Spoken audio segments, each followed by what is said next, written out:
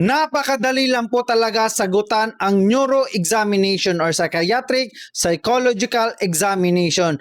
Pero marami pong nababagsak dito at isa sa mga dahilan po niyan ay not following instructions. Noong sa panahon ko po talaga nung ako ay nag-take ng exam sa neuropsychiatric psychological examination, yung katabi ko po talaga ay nabagsak po siya dito dahil po sa not following instructions. Doon po sa part na yes or no, i-identify mo lang kung karakteristik mo ba itong isang bagay na ito na tinatanong sa inyo at sasagutan mo lang ng yes or no.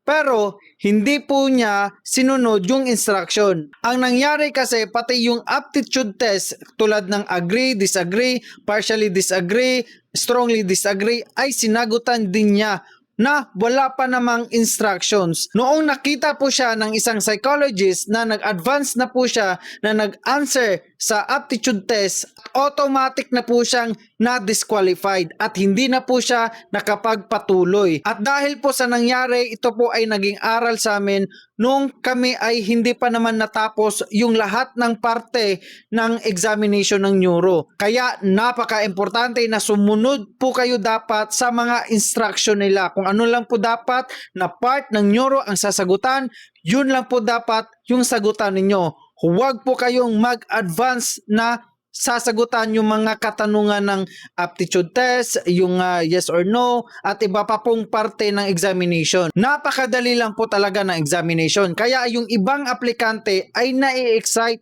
na sagutan yung mga parte ng examination.